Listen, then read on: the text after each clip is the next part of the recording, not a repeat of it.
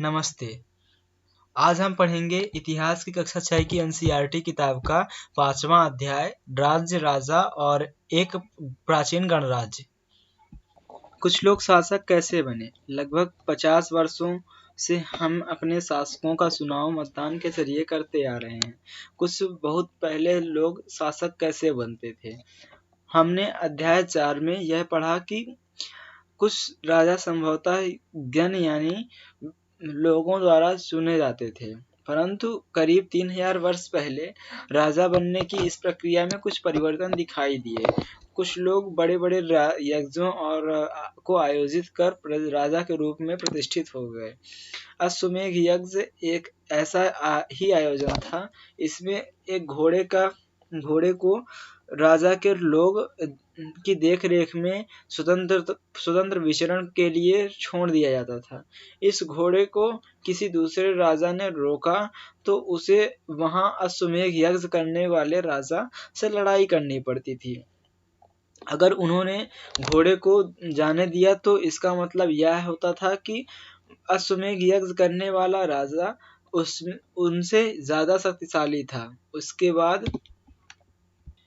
इसके बाद उन राजाओं को यज्ञ में आमंत्रित किया जाता था। यह यज्ञ विशिष्ट पुरोहितों द्वारा संपन्न किया जाता था। इसके लिए उन्हें उपहार से सम्मानित किया जाता था। अश्वमेध यज्ञ करने वाला राजा बहुत शक्तिशाली माना जाता था। यज्ञ में आमंत्रित सभी राजा उसके लिए उपहार लाते थे। इन सभी आयोजनों में राजा का मुख्य स्थान होता था। उसे सिंहासन या बाघ की खाल के एक विशेष आसन पर बिठाया जाता था। युद्ध क्षेत्र में राजा का सारथी ही उसका सहचर होता था। यज्ञ के अवसर पर वह राजा की विजयों तथा अन्य गुणों का गान करता था। राजा के सगे संबंधी, खासकर उनकी स्त्री रानियां और पुत्र को भी कई छोटे-छोटे अनुष्ठान करने होते थे। अन्य सारे आमंत्रित राजाओं का काम सिर्फ बैठकर यज्ञ की पूरी प्रक्रिया को देखना भर था। राजा के ऊपर पुरोहित पवित्र जल के छिड़काव के साथ-साथ अन्य कई अनुष्ठान करता था। विष तथा वैश्य जैसे सामान्य लोगों पर उपहार लाते थे। जिन्हें पुरोहित शूद्र मानते थे, उन्हें कई अनुष्ठानों में शामिल नहीं किया जाता था। वर्ण। इस समय उत्तर भारत में, खासकर गंगा यमुना क्षेत्र में कई ग्रंथ रचे गए।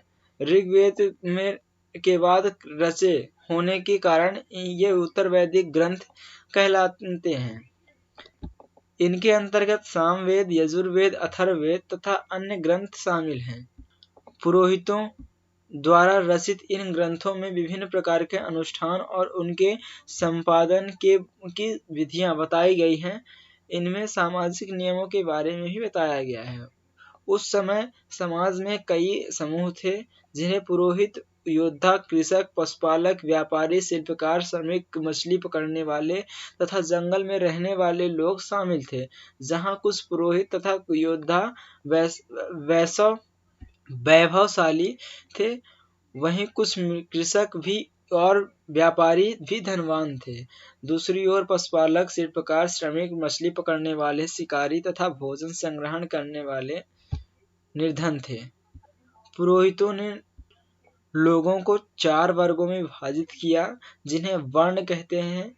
उनके अनुसार प्रत्येक वर्ण के अलग-अलग कार्य निर्धारित थे। पहला वर्ण ब्राह्मण का था। उनका काम वेदों का अध्ययन, अध्यापन और यज्ञ करना, जिनके लिए उन्हें उपहार मिलता था। दूसरा स्थान शासकों का था, जिन्हें क्षत्रिय कहा जाता था। उनका काम युद्ध करना और लोगों की रक्षा करना था। तीसरे स्थान पर विष या वैश्य थे। इनमें कृषक, पशुपालक, व्यापारी आते थे। क्षत्रिय और वैश्य दोनों को ही यज्ञ करने का अधिकार प्राप्त था। वर्ण में अंतिम स्थान शूद्रों का था। इनका काम अन्य तीनों वर्णों की सेवा करना था। इन्हें कोई अनुष्ठान करने का अधिकार नहीं था। प्रायः औरतें को भी शूद्रों के समान माना गया। महिलाओं तथा शूद्रों को वेदों के अध्ययन का अधिकार ही नहीं था। पुरोहितों के अनुसार भी सभी वर्ण का निर्धारण जन्म के आधार पर होता था। उदाहरण के तौर पर ब्राह्मण माता पिता की संतान ब्राह्मण ही होती थी। बाद में कुछ लोगों को अछूत माना गया। अछूत वर्गों में कुछ शिल्पकार, शिकारी तथा भोजन संग्रहक सम्मिलित हैं। साथ ही इनमें वे लोग भी आते थे जो शवों को दफनाने या जलाने का काम करते थे। इन लोगों से सिर्फ संपर्क अपवित्र माना जाता था। कई लोगों ने ब्राह्मण द्वारा बनाई हुई इस वर्ण व्यवस्था को स्वीकार नहीं किया। कुछ राजा स्वयं को पुरोहित से श्रेष्ठ मानते थे। कुछ लोग जन्म के आधार पर वर्ण निर्धारण सही नहीं मानते थे। इसके अतिरिक्त कुछ लोग व्यवसाय के आधार पर लोगों के बीच भेदभाव उचित नहीं समझते थे, जबकि कुछ लोग चाहते थे कि अनुष्ठान संपन्न करने का अधिकार सबका हो। कई लोगों ने छुआछूत की आलोचना की। इस उपमहाद्वीप के पूर्वोत्तर क्षेत्र में जैसे कई इलाकों में सामाजिक आर्थिक असमानता बहुत कम थी। यहाँ पुरोहित का प्रभाव भी बहुत सीमित था। जनपद महायज्ञों को करने वाले राजा अब जन के राजा न होकर जनपदों के राजा माने जाने लगे। जनपद का शाब्दिक अर्थ जन के सामने बसने की जगह होता है। पेज नंबर 49 में दिखाए गए हैं। पुरातत्वविदों ने इन जनपदों की कई बस्तियां खुदाई की हैं। दिल्ली में पुराना किला, उत्तर प्रदेश के मेरठ के पास हस्तिनापुर और एटा के पास अंतरंजी खेड़ा में प्रमुख है। खुदाई से पता चला है कि लोग झोपड़ियों में रहते थे और मवेशियों तथा अन्य जानवरों को पालते थे। वे चावल, गेहूं, जौ, धान, दालें, गन्ना, तिल और तथा सरसों जैसी फसलों की खेती उगाते थे। लोग मिट्टी के बर्तन भी बनाते थे। इनमें कुछ धूसर और कुछ लाल रंग के होते थे। इन पूरे स्थलों में कुछ विशेष प्रकार के बर्तन मिले हैं जिन्हें चित्रित धूसर पात्र के रूप में जाना जाता था। जैसे इनके नाम से ही स्पष्ट है कि इन बर्तनों पर चित्रकारी की गई है। ये आमतौर पर सरल रेखाओं तथा ज्यामितीय आकृतियों के रूप में हैं। महाजनपद करीब 2500 साल पहले कुछ जनपद अधिक महत्वपूर्ण हो गए। इन्हें महाजनपद कहा जाने लगा। मानचित्र 4 में कुछ महाजनपदों को दिखाया गया है। अधिकतर महाजनपदों की राजधानियां होती थी। कई राजधानियों में किलेबंदी की गई थी, अर्थात इनके चारों ओर लकड़ी, ईंट तथा पत्थर की ऊंची दीवारें बनाई गई थी। ऐसा लगता है कि लोगों ने अन्य राजाओं के आक्रमण से डरकर अपनी सुरक्षा के लिए इन किलों के निर्माण किया। कुछ राजा अपनी राजधानी के चारों ओर विशाल, ऊंची और प्रभावशाली दीवार खड़ी कर अपनी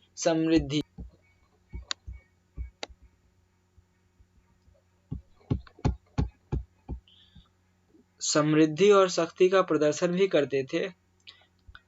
इस तरह से किले के अंदर रहने वाले लोग और उस क्षेत्र पर नियंत्रण रखना भी सरल हो जाता था। इस तरह की विशाल दीवार बनाने के लिए व्यापक योजना की आवश्यकता थी और लाखों की संख्या में ईंटों तथा पत्थरों का इंतजाम करना पड़ता था। हजारों स्त्री पुरुष तथा बच्चे इसके लिए अथक परिश्रम किया होगा। इनके लिए संसाधनों की आवश्यकता पड़ती होगी। अब राजा सेना रखने लगे थे। सिपाहियों को नियमित वेतन देकर पूरे साल रखा जाता था। कुछ भुगतान संभवतः आहक सिक्कों, पृष्ठ 84 में आहक सिक्कों। अध्याय 8 में पेज नंबर 84 में ये आहक सिक्कों के चित्र। ये उस समय की कारीगरी। कौशाम्बी किले की दीवार। यह चित्र आधुनिक उत्तर प्रदेश के इलाहाबाद के पास मिली ईंट की दीवार के अवशेष हैं। इसके एक भाग का निर्माण संभवतः 2500 साल पहले हुआ था। कर महाजनपदों के राजा विशाल किले बनवाते थे और बड़ी सेना रखते थे, इसलिए उन्हें प्रचुर संसाधनों की आवश्यकता होती थी। इसके लिए उन्हें कर्मचारियों की भी आवश्यकता होती थी। अतः महाजनपदों के राजा लोगों द्वारा समय समय पर लाए गए उपहारों पर भी निर्भर न रहकर अब नियमित रूप से कर वसूलने लगे। फसलों पर लगाए गए कर सबसे महत्वपूर्ण थे, क्योंकि अधिकांश लोग कृषक ही थे। प्रायः उपज का 1/6वां भाग हिस्सा कर के रूप में निर्धारित किया जाता था, जिसे भाग कहा जाता था। कारीगरों के ऊपर भी कर लगाए गए, जो प्रायः श्रम के रूप में चुकाए जाते थे, जैसे कर का बुनकर, लोहार या सुनार को राजा के लिए महीने में 1 दिन में काम करना पड़ता था। पशुपालकों को जानवरों या उनके उत्पाद के रूप में कर देना पड़ता था। व्यापारियों को सामान खरीदने बेचने पर भी कर देना पड़ता था। आखेटक संग्राहक को जंगल से प्राप्त वस्तुएं देनी होती थी। कृषि में परिवर्तन। इस युग में कृषि के क्षेत्र में 2 बड़े परिवर्तन आए। हल के फाल अब लोहे के बनने लगे। जब कठोर जमीन को लकड़ी के फाल से की तुलना में लोहे के फाल से अधिक आसानी से जोता जा सकता था। इससे फसलों की उपज बढ़ गई। दूसरे लोग ने धन और पौधे का रोपण शुरू किया, अर्थात खेतों में बीज छिड़क कर धान उपजाने के बजाय धान की पौधा तैयार कर उनका रोपण शुरू किया गया। अब पहले की तुलना में बहुत ज्यादा पौधे जीवित रह जाते थे, इसलिए पैदावार भी ज्यादा होने लगी। इसमें कमर तोड़ परिश्रम लगता था। ये कम ज्यादातर दासी या भूमिहीन खेती हर मजदूर कम्माकार करते थे। सूक्ष्म निरीक्षण। मगध। मानचित्र 4 पृष्ठ 49। मानचित्र में मगध की स्थिति यहाँ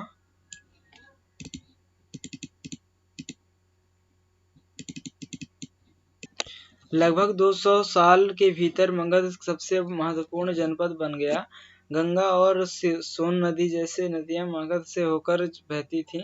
ये यातायात, जल वितरण, जमीन को उपजाऊ बनाने के लिए महत्वपूर्ण थीं। मगध का एक हिस्सा जंगलों से भरा था। इन जंगलों में रहने वाले हाथियों को पकड़कर और उन्हें प्रशिक्षित कर सेना के काम में लगाया जाता था। यही नहीं, जंगलों से घर, गाड़ियों तथा रथ बनाने के लिए लकड़ी मिलती थी। इसके अलावा इस क्षेत्र में लौह अयस्क की खदानें हैं। मजबूत औजार और हथियार बनाने के लिए ये बहुत उपयोगी थे। मगध में 2 बहुत ही शक्तिशाली शासक बिंबिसार तथा अजातशत्रु हुए। अन्य जनपदों को जीतने के लिए ये हर संभव साधन अपनाते थे। महाजनपद नंद एक और महत्वपूर्ण शासक थे। उन्होंने अपने नियंत्रण का कई क्षेत्र इस उपमहाद्वीप के उत्तर-पश्चिमी भाग तक फैला लिया था। बिहार में राजगृह आधुनिक राजगीर कई सालों तक मगध की राजधानी बनी रही। बाद में पाटलिपुत्र, आज का पटना, को राजधानी बनाया गया। 2300 साल पहले से भी पहले की बातें हैं। मैसिडोनिया का राजा सिकंदर विश्व विजय करना चाहता था। पूरी तरह सफल न होने पर भी वह मिस्र और पश्चिमी एशिया के कुछ राज्यों को जीतता हुआ भारतीय उपमहाद्वीप में ब्यास नदी के किनारे तक पहुंच गया। जब उसने मगध की ओर कूच करना चाहा तो उसके सिपाहियों ने इनकार कर दिया। वे इस बात से भयभीत थे कि भारत के शासकों के पास पैदल, रथ और हाथियों की बहुत बड़ी सेना थी। इन सेनाओं का उल्लेख ऋग्वेद में है। वज्र, जैसा कि तुमने ऊपर पढ़ा, मगध एक शक्तिशाली राज्य बन गया था। उसके नजदीक ही वज्र राज्य था, जिसकी राजधानी वैशाली विहार थी। यहाँ एक अलग किस्म की शासन व्यवस्था थी, जिसे गण या संघ कहते हैं। गण या संघ में कई शासक होते थे। कभी कभी लोग एक साथ शासन करते थे, जिसमें से प्रत्येक व्यक्ति राजा कहलाता था। ये सभी राजा विभिन्न अनुष्ठानों को एक साथ संपन्न करते थे। सभाओं में बैठ ये बातचीत, बहस और वाद विवाद के जरिए तय करते थे कि क्या करना है और किस तरह का करना है। शत्रुओं के आक्रमण से निपटने के लिए वे मिलकर चर्चाएं करते थे। स्त्रियां, दास तथा कर्मकार इन सभाओं में हिस्सा नहीं ले सकते थे। बुद्ध तथा महावीर, जिनके बारे में हम अध्याय 6 में पढ़ेंगे, दोनों ही गण या संघ से संबंधित थे। बौद्ध साहित्य में संघ के जीवन की बहुत ही सजीव वर्णन मिला है। गण शब्द का प्रयोग कई सदस्यों वाले समूह के लिए किया जाता है। संघ का अर्थात संगठन या सभा। वज्र संघ का यह वर्णन दीर्घ निकाय से लिया गया है। दीर्घ निकाय एक प्रसिद्ध बौद्ध ग्रंथ है, जिसमें बुद्ध के कई ख्यान दिखाए गए हैं। इन्हें करीब 2300 साल पहले लिखा गया था। अजातशत्रु और वज्र संघ। अजातशत्रु वज्र संघ पर आक्रमण करना चाहते थे। उन्होंने अपने मंत्री वत्सकार को बुद्ध के पास सलाह के लिए भेजा। बुद्ध ने उनसे पूछा कि क्या वज्र सभाएं नियमित रूप से होती हैं तथा उनमें सभी सदस्य उपस्थित होते हैं। जब उन्हें पता चला कि ऐसा होता है, उन्होंने कहा कि वज्रवासी तब तक उन्नति करते रहेंगे जब तक वे पूर्ण और नियमित सभाएं करते रहेंगे, आपस में मिलजुल कर काम करते रहेंगे, पारंपरिक नियमों का पालन करते रहेंगे, बड़ों का सम्मान, समर्थन और उनकी बातों पर ध्यान देते रहेंगे। वज्र महिलाओं के साथ जोर जबरदस्ती नहीं करेंगे और उन्हें बाधक नहीं बनाएंगे। शहरों तथा गांवों में चैत्यों का रख रखाव करेंगे। विभिन्न मंतावलंबी संतों का सम्मान करेंगे और उनके आने या जाने पर कोई रोक नहीं लगाएंगे। कई शक्तिशाली राजा इन संघों को जीतना चाहते थे। इसके बावजूद उनका राज्य अब से लगभग 1500 वर्ष पहले तक चलता रहा। उसके बाद गुप्त शासकों ने गण और संघ पर विजय प्राप्त कर उन्हें अपने राज्य में शामिल कर लिया। इसके बाद तुम अध्याय 10 में पढ़ोगे।